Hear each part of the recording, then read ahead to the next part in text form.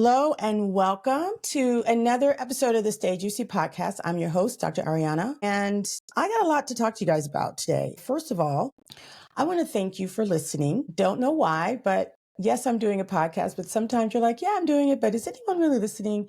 And I know you're listening out there, and I know that because people have approached me, people that I didn't even know had listened to the podcast. So I thought it was just, my families and friends at first, but I see that it is starting to have some reach, and I'm excited because I'm really here for you all. We are on this journey of midlife, but I'm on this journey too and figuring out so many things. And I think our world is changing.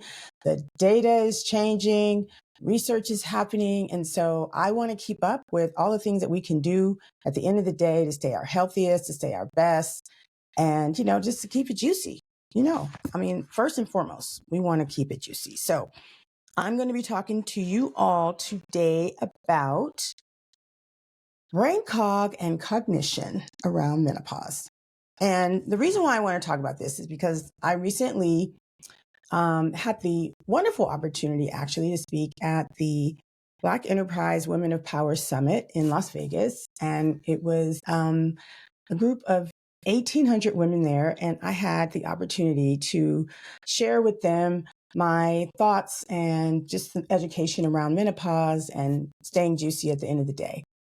But what I did really for one of the first times I've ever been at a conference, I really just studied the participants. I studied the women, and I was signing books at a table they had for speakers that were also authors. And that really gave me the opportunity for women to come up because they saw the sign and it's like, stay juicy or, Dr. Ariana and menopause. And, first of all, it's the response. It's like, oh, it's like, yeah, girl. But we can do this. You got this. Some women were really interesting, like were in complete denial. I'm like, girl, not as it happening. It happened. You're postmenopausal over here trying to pretend like you don't want to deal with it. It's happening. I guess since they knew I was a gynecologist and I was there to talk about menopause, everyone felt very comfortable, I might add, sharing all of their thoughts or their questions around menopause and sharing their experiences. And when I tell you the number one thing, almost the only thing each woman complained to me about was brain fog and cognition. In fact, I had a conversation with one woman who she literally said, you just changed my life, because she really was trying to figure out why she was having some severe cognitive changes. And she really felt like she had ADHD, which after we were talking, I'm like, I can't diagnose you, but it sounds like it to me. You need to get diagnosed and potentially treated. But she was an owner of a company and just wondering about her ability to really hold it together. And that is the thing that, I go to a lot of conferences, medical conferences, business conferences. And like I said, I study the women because, one conference I attend, there's nobody there that has a business that makes less than $1 million a year. And those are the people at the bottom, so to speak. These women are literally running $75 million companies, selling their businesses for $1 billion. So all that to say, I'm in wild awe and admiration of the work that they've done and the capacity that they've had to be so excellent. But I also can see through all of that and see but you're really just holding it together right now. And, a lot of us, myself included, some days we're just holding it together and we pretend that everything is fine, and not even so much pretending. I think we just know that we just got to keep it moving. So it doesn't really matter what's happening. We need to keep it moving. So connecting with these women, hearing their stories and hearing the fact that the brain fog or the ADHD symptoms is really having a severe impact on them. I explain this to patients, and it's kind of my explanation for how a lot of these changes occur in us. It's the dismantling of the estrogen veil. And the estrogen veil, it's got a lot going for it. I'm not going to lie. It's a beautiful thing. But once it goes away, we definitely are dealing with some challenges. And that is why for so many women, hormone therapy is everything. I can say for myself personally, like I I would definitely not be here doing a podcast right now. Myself and several of the people that I've treated, really their lives have changed and the quality of their life has improved enough so that they can continue to perform and function and feel human. So without going on any estrogen rant, I will also always remind you that the pendulum has shifted with estrogen. What we thought we learned 20 years ago is no longer considered to be the way that we think about estrogen. Estrogen is safe. Estrogen and its decline can be associated with decreased brain health, definitely osteoporosis, and definitely declining cardiovascular health. Estrogen in general is our hormone. It's literally anti-inflammatory to our bodies. This is why, as it declines, a significant symptom for you might be joint pain. This is why when it declines, the cognition can really be impaired. And part of that is thought to be because of inflammation. But I want to dive into this topic, give you all some facts around it, what a little bit of the most recent research is. If nothing else, I want you to get that you are not alone. You are not alone. You are not alone. So many women are struggling. And even though I see patients all the time, to go to a conference and have so many women who are not medical patients just come to me and really confide in me. I'll tell you one last story that happened. On the last day I was there, sitting down for breakfast, and this lovely older Latino woman was serving breakfast or picking up, the forks and knives or whatever off the table. And she spoke English, but it was a little broken. And I had a copy of my book on the table, and she just started looking at the book, and she couldn't explain it in English.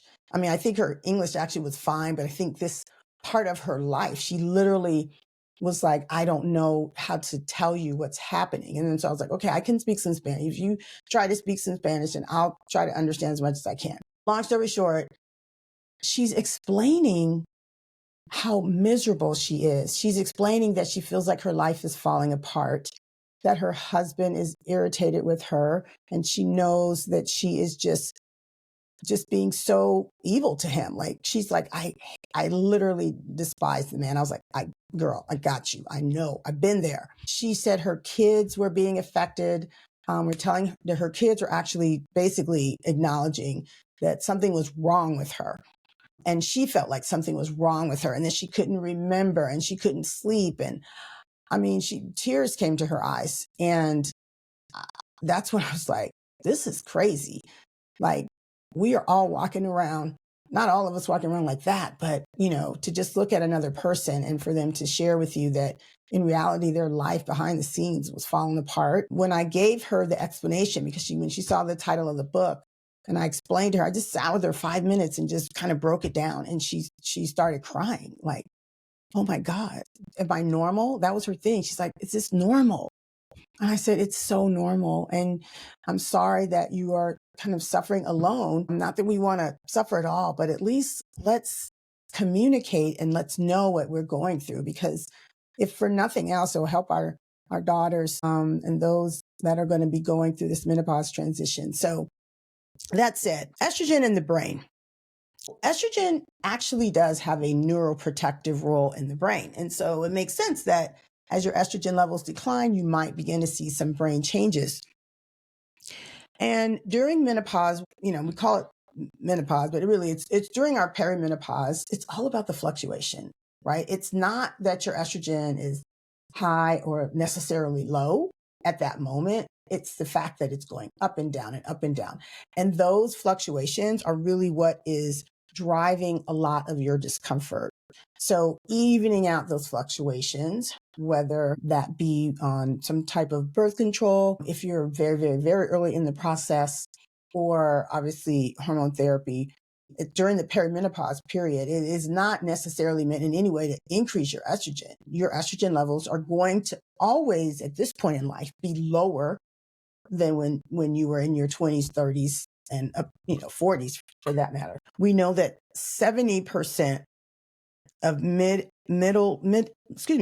women experience memory and attention problems. And this is going to also be exacerbated with hot flashes and with sleep disturbances. Really, to boil this whole thing down in a nutshell, in terms of your brain fog and your cognitive function and any executive function that you want left standing, like sleep is imperative. Like it's non-negotiable, and you need to just up your sleep hygiene game, because nothing is going to come that's good when you are not getting proper sleep. You need to make sleep a priority and restful sleep a priority. So if you're having hot flashes all night long, that is contributing to a not so restful sleep, obviously. And we've been known to underestimate how long we're actually up as a result of these hot flashes. I wear an Oura ring, and I'm always amazed anyway, because they'll say, well, you got 6.5 hours of sleep. You were awake for 45 minutes. I was like, well, I didn't know I was awake, so that doesn't count.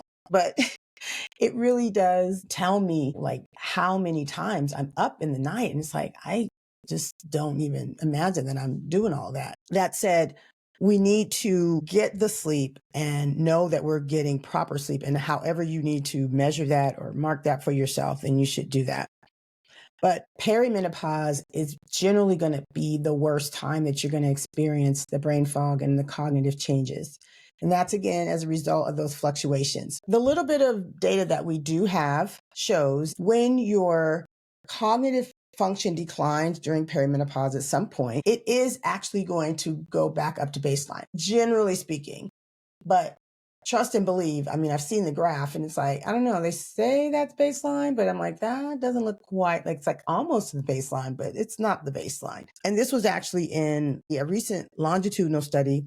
It found that menopause transition can bring significant cognitive dips. For example, the study of women's health across the nation, SWAN, which followed over 2,300 women, observed a temporary decrease in verbal memory and processing speed during perimenopause when hormones are in flux.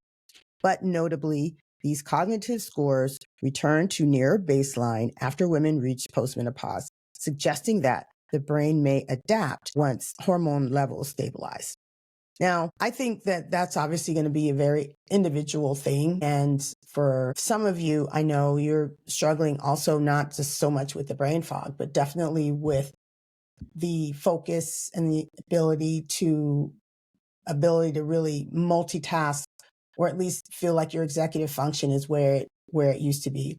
And to that, I would say it is so imperative that you, again, remember sleep. And the next thing to remember is the food, because at the end of the day, what's driving a lot of this is inflammation. It really does affect your mental health in so many ways. Inflammation, its association with depression, its association with anxiety, and definitely its association with attention. So think of your food as your number one drug, because when it comes to your brain health, it is. Understand that processed foods, sugar, animal fats, and sometimes even gluten for some individuals is going to be more inflammatory. Sugar at the end of the day is really like public enemy number one, especially around perimenopause. It's really can aggravate those symptoms so significantly. So just be mindful of that, especially when it comes to your brain and how you're feeling. So lots of studies have really supported this idea that we will see a decline and that we'll get somewhere close to our baseline when we get back. I think this is such a new area, and I'm so thankful for doctors like Dr. Pauline Mackey, who was on the show several episodes ago, but she is one of the foremost leading experts and researchers in that area around brain health and menopause. And I just think the work that she's doing is amazing. And I hope that none of it gets affected with all of the changes that we're seeing, because the past administration had literally granted the most amount of research dollars to women's research that has ever been. Like, even if you added up all the research dollars that have been spent, which haven't been many, we are just barely going to be catching up, and we account for like less than 5% of the research. And, menopause is women's health at the end of the day. And I think for a lot of us, we won't even see this in our lifetime, the advances and things that we'll figure out I also believe that these electronic devices, it's not what I believe, I know that they affect our memory, our sense of anxiety. They affect us in terms of our ability to focus. So we are generally, as a society now, kind of addicted to these things. Generally speaking, most of us are on our phones more than we need to be, but it really is terrible for our brain just looking at the screen itself. But just know, these are the little, maybe small things that you can maybe change around your behavior just to see if you can mitigate any of these things that we know don't make it better for us. So I've talked about the brain fog, the reality of it, the frequency of it, and how so many other women are describing it. And I think keeping it pretty much in hiding. I think it's the elephant in the room that a lot of us aren't talking about. And like I mentioned, estrogen loss has been implicated with the decline of these things. So that's really where estrogen therapy comes in. I'm just going to quote you some studies to kind of give you some insight on how estrogen was shown or not to have been shown to affect. So there was a study, the KEEPS continuation study, and it showed that there was no long-term cognitive differences between women who took hormone therapy and those that didn't. Then there was another study that showed that perhaps there was an improvement. The timing and type of hormone therapy may have mattered, but in this was a 2024 meta-analysis of 34 randomized controlled trials. So basically what that means is they took 34 trials that basically studied this topic, and these are randomized controlled trials. So what that means is that when we talk about studies and the validity of the study, the strength of the study, the best study we're going to say is a double-blinded, meaning nobody knows what's going on, physician, practitioner, patient, whatever, double-blinded, randomized. So it's very random how each participant gets assigned to the group because there's bias in just the selection process of the people. So double-blinded, randomized, prospective, meaning it had to be before. It could not be a retrospective study. A retrospective meaning we are looking backwards at studies. Retrospective studies pretty much take a history and make conclusions from that. A prospective study is setting up really your thesis and what you were trying to hopefully see or demonstrate in the study. So double-blinded, prospective, randomized clinical trial. So when we kind of pulled all this information together, and there were 34 of these trials, they found that there was no overall cognitive effect from hormone therapy, but they did identify what they call nuanced trends. So these were the women who began estrogen therapy in midlife, around menopause. They showed more improvement in verbal memory tests, in contrast to the women that started a combined estrogen progestin therapy later in life, well past menopause. They had a slight decline. So that's what we mean by it's kind of nuanced. It depends on when you took it. Maybe taking it earlier around that perimenopause period is going to be better than taking it in postmenopausal, which kind of makes sense. It's anti-inflammatory, it's neuroprotective. You don't want to wait 20 years later to get your neuroprotection on. So it makes sense that you take it during your perimenopause. And they say that this aligns with the idea of a critical window for hormone therapy and the cognitive influence that it has. So HRT might yield small cognitive benefits if it started around menopause, especially if it's just estrogen alone, but it doesn't universally prevent brain fog and can even be detrimental if initiated later. You know what the bottom line is? We don't know. We don't know, but we do have common sense and maybe could use some logic. It's not logical to me to have estrogen levels that are still below what you would have been walking around with in your earlier years. Hormone therapy could be a plus, could be a minus. This is really where I believe you have choice and you get to make a personal decision. I just want you to make the decision based on data and not on fear or what somebody told you or what you've just always heard. So that's why I kind of drive these points home, because the data pretty much supports estrogen. Estrogen is good for us for the most part. It is our good hormone. Just like testosterone is generally good for men. And don't get it fooled. Men go through some things too. And as their testosterone levels, especially if they're low, they're cranky, they gain weight, they have sleep issues, their blood sugar's affected. Let's talk about lifestyle. Because at the end of the day, it's a lifestyle. You cannot do this without sleeping. You cannot do this and continue to eat a lot of inflammatory foods. You need to exercise, because those three things right there are the game changers. We know that exercise really is probably one of the number one things that can improve brain function. I want to tell you some information on just really what we found. The research shows that lifestyle changes appear to be one of the most effective ways to counter midlife cognitive complaints. Regular physical exercise, in particular, has been shown to have significant benefits for the brain. A 2023 trial demonstrated that even short multiple component exercise programs, so that's mixed with aerobic, strength, balance, flexibility training, just for 2 weeks led to significant cognitive gains in postmenopausal women. And the women who did the program improved their executive function. For example, they performed a Stroop test, which measures attention and cognitive flexibility, faster and with fewer errors after the training. They also saw a boost in global cognition compared to the controls. And these results align with broader research showing that exercise increases blood flow, reduces inflammation, raises neurotropic factors, and these are all things that we know support brain health. So why did I read you a whole paragraph around this? Because it is that important. We have to move. Lifting weights is really going to be a game changer for you in terms of your metabolism, in terms of your strength, in terms of your balance.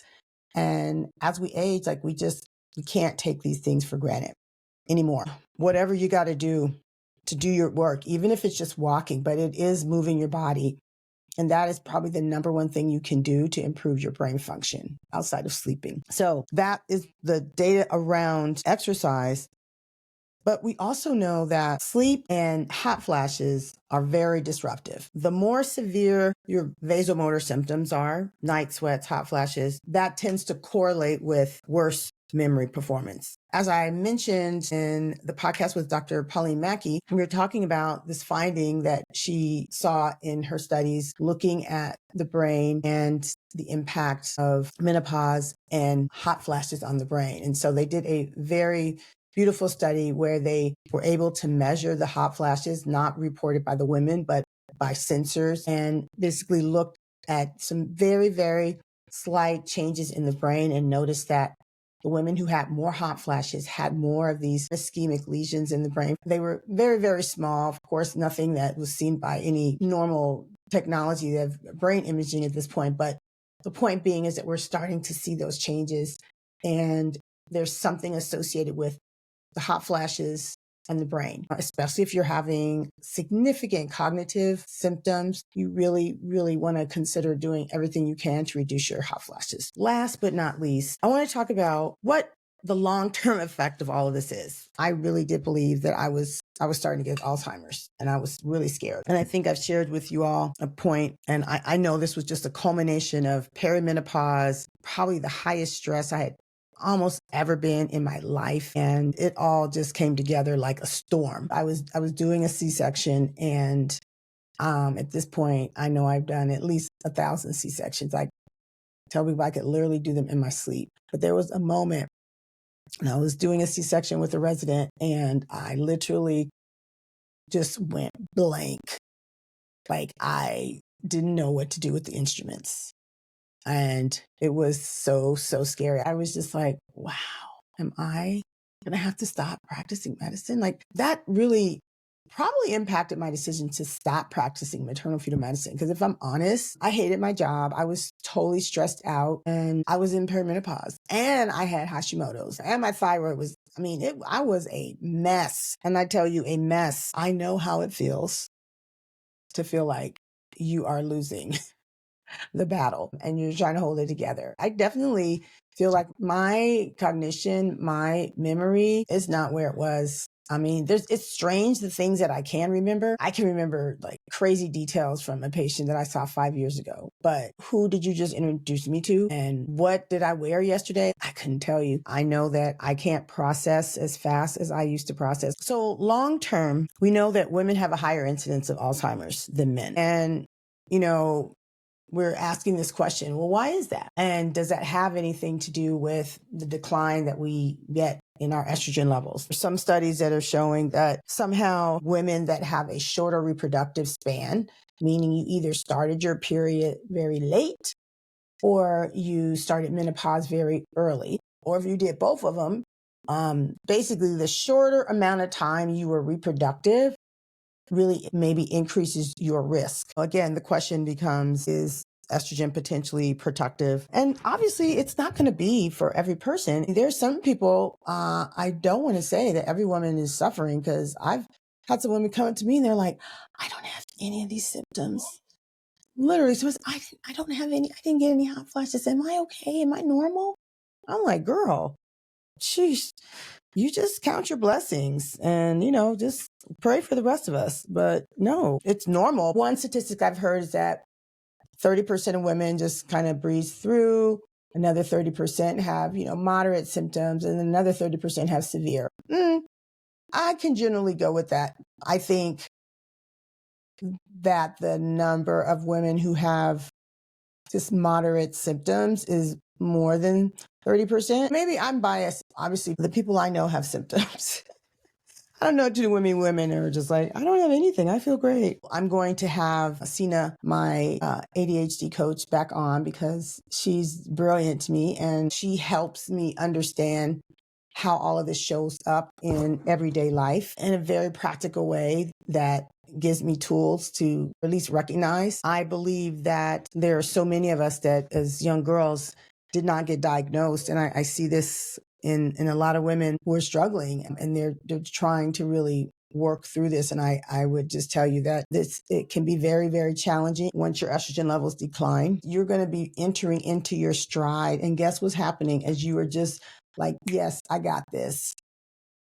You don't got this. This is where I was mentioning, I go to the conferences and I see the women that they're in their stride. They are in their stride. But at the same time, they are struggling and I can see it. And I think it is something as women that we are doing in silence. I hope that you got some pearls today and are not feeling so alone if you are feeling that brain fog. Hopefully this resonates with you and share it with someone. I appreciate you all as usual. Stay beautiful, ladies. Stay brilliant. But most of all, stay juicy. I'm Dr. Ariana and I will see you on the next one.